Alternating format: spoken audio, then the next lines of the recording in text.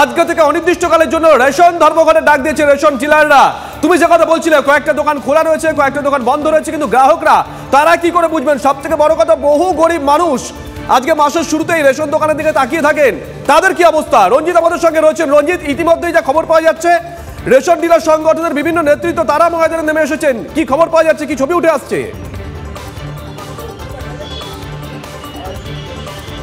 দেখো, রেশন ডিলারদের দীর্ঘদিনের আন্দোলন, আর সেই আন্দোলনের পথেই তারা হাঁটছে এবং অনির্দিষ্টকালের জন্য তারা কিন্তু ধর্মঘট এই মুহূর্তে রেশন ডিলারদের জীবন জীবিকার বাঁচার তাগিদে, অর্থাৎ জীবন জীবিকা বাঁচার তাগিদে তারা কিন্তু এই মুহূর্তে ধর্মঘটের পথে চলেছে, অর্থাৎ পুরোপুরি বন্ধের পথে চলেছে। এবং এই মুহূর্তে আমার সঙ্গে রয়েছেন সর্বভারতীয় সহ সম্পাদক বিশ্বম্বর বসু, সাধারণ সম্পাদক বিশ্বম্বর বসু। তিনি কি কেন এই ধর্মঘট এবং সাধারণ মানুষকে ভোগান্তির মধ্যে পড়বে? রেশন ব্যবস্থাকে সুসংহত সমৃদ্ধ করার দাবি।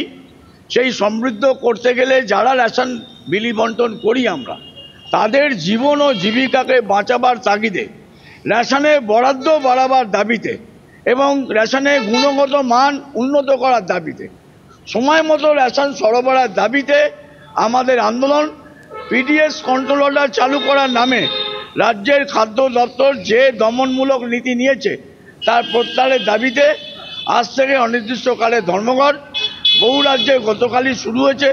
এই মাত্র তেলেঙ্গানার প্রেসিডেন্ট নাইকাটি রাজু আমাকে ফোনে জানালেন, টোটাল তেলেঙ্গানা রেশন ধর্মঘট চলছে। বিভিন্ন রাজ্য থেকে সকাল থেকে ফোন আসছে। পশ্চিমবাংলার পাহাড় থেকে রঞ্জিত, বহু গরিব মানুষ তারা তো রেশনের উপর নির্ভরশীল। রেশন থেকে যে চালটা আসবে তাই দিয়ে রান্না হবে। একটু জিজ্ঞাসা করো না তাদের জন্য, তাদের ভাবনা চিন্তা করছেন নেতারা?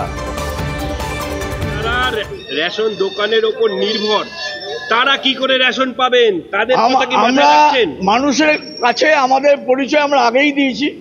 যখন করোনা, সেই সময় নিজেদের জীবনকে বাজি রেখে আমরা দিনের পর দিন মানুষকে রেশন দিয়েছি। আমাদের পরিবারের লোক মারা গেল, আমরা রেশন দিয়ে গেছি। করোনার জন্যে কেন্দ্র বা রাজ্য সরকার তারা কোনো ডেথ বেনিফিট, মৃত্যুকালীন কোনো ভাতা আমাদের দেয়নি।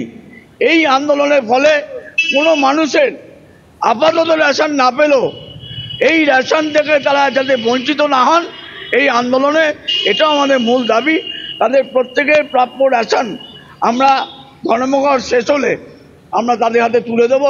আমরা বদ্ধপরিকর, অঙ্গীকারবদ্ধ।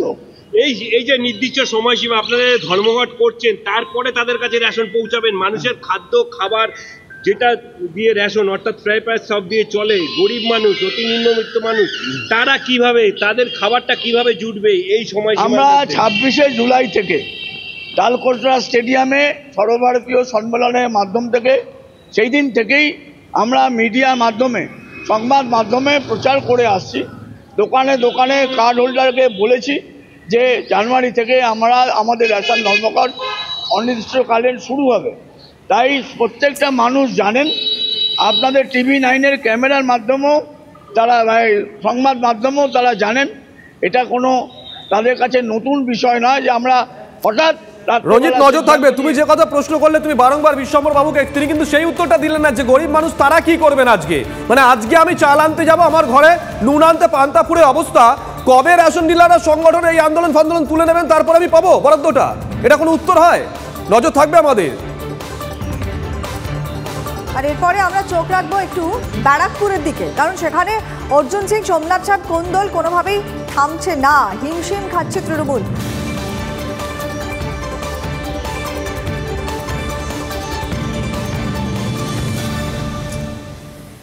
নৈহাটিতে তৃণমূলের রাজ্য সভাপতি সুব্রত বক্সী তিনি হাজির, তার বৈঠকে সোমনাথ শ্যাম হাজির হননি, আমরা সে খবর দেখিয়েছি। এবং এই প্রেক্ষাপটে মেদিনীপুর পুরসভার তৃণমূলের বিক্ষুব্ধ কাউন্সিলরদের নিয়ে আজকে আবারও সুব্রত বক্সী বৈঠকে বসছেন।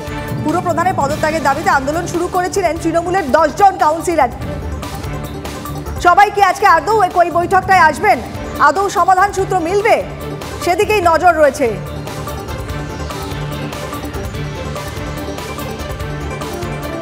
দেবব্রত রয়েছেন আমাদের সঙ্গে। দেবব্রত, আজকের বৈঠক থেকে সত্যি কি কোনো সমাধান সূত্র মিলবে? তার কারণ সুপ্রিম নেত্রী বার্তা দেওয়ার পরেও যে সবার কানে পৌঁছচ্ছে না সেই বার্তাটা, সেটা তো স্পষ্ট।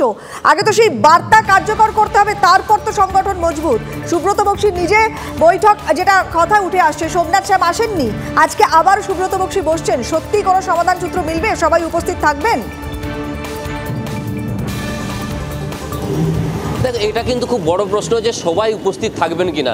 তবে যেটুকু জানতে পারা যাচ্ছে যে যাদেরকে নিয়ে যারা বিক্ষুব্ধ ছিলেন তাদের মধ্যে ছিলেন মেদিনীপুর শহরের শহর সভাপতি, যিনি জেলা সভাপতির ঘনিষ্ঠ বলে জানা যায়, এবং সেই জেলা সভাপতি এবং শহর সভাপতি কিন্তু এদিনের এই বৈঠকে থাকছেন বলে আমরা দলীয় সূত্র খবর পাচ্ছি। যদিও প্রকাশ্যে জেলা সভাপতি বা শহর সভাপতি কেউই কিন্তু মুখ খুলছেন না যে তারা বৈঠকে যাচ্ছেন কিনা বা যাচ্ছেন, আতেও যাচ্ছেন না, সেটাও কিন্তু ক্লিয়ারলি বলছেন না। তবে যেটুকু জানা যাচ্ছে যে এই জেলা সভাপতি এবং শহর সভাপতি দুজনেই কিন্তু এদিনের এই বৈঠকে থাকছেন, যদিও যাদের বিরুদ্ধে অভিযোগ তাদের কিন্তু কোনো ডাক পড়েনি।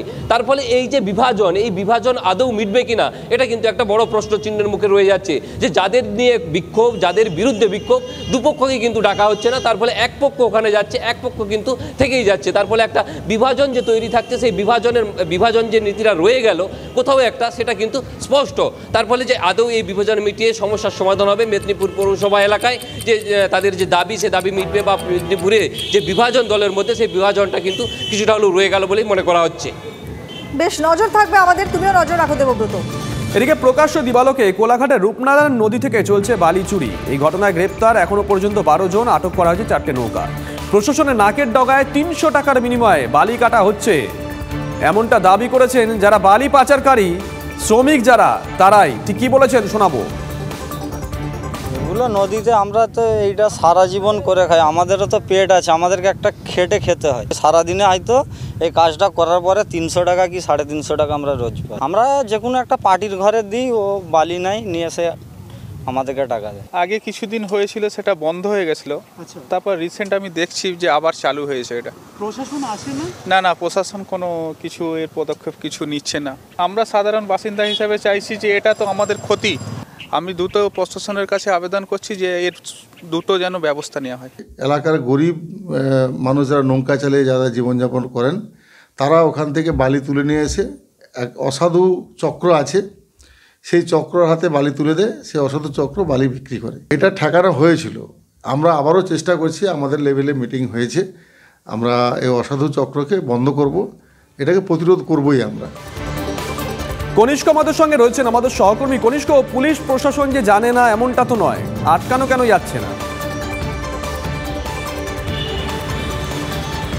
দেখো, যেমন শাসক বলছে, পাশাপাশি কিন্তু পুলিশ প্রশাসন বলছে। যখনই এই বিষয়টা প্রকাশ্য দিবালোকে চোখে নজর কাড়ে, তখন কিন্তু প্রশাসন টনক নড়ে। অর্থাৎ এই যে 12 জনকে গ্রেপ্তার করা হয়েছে, যেমনটা তুমি বললে, এবং 4টি নৌকা যে আটক করা হয়েছে, এটা তো সাময়িক, কিন্তু দীর্ঘস্থায়ী হচ্ছে না কেন? ঘটনা হচ্ছে এই চক্রের সঙ্গে একাধিক মানুষজন যোগ রয়েছে, রাজনৈতিক যেমন সাপোর্ট রয়েছে, তার পাশাপাশি কিন্তু শুধু যে কোলাঘাট এই ঘটনাটা কোলাঘাটে ঘটছে এমনটা নয়, নরঘাটে ঘটছে, গেঁওখালিতে ঘটছে, তমলুকে ঘটছে, হলদি নদীতেও ঘটছে। বলো, সামগ্রিক বিষয়, এটা না একটা বড় চক্র। এই বালি পাচার চক্রের মধ্যে কোথাও না কোথাও সমুদ্রের বা নদীর যে জায়গাগুলোতে বেশিরভাগটা চড়া পড়ে, সেই জায়গা থেকেই কিন্তু চড়া থেকে বালিগুলো এরা তোলে এবং তুলে কোথাও না কোথাও কোনো আড়তদারকে এটা বিক্রি করছে। অর্থাৎ এই জায়গা থেকে এই বড় চক্র না যোগ থাকলে দিনের পর দিন প্রশাসনের নাকের ডগায় বা প্রকাশ্য রূপনারায়ণ নদীর বক্ষ থেকে দিনের পর দিন এরকম শয়ে শয়ে নৌকা বালি কোথায় যাচ্ছে।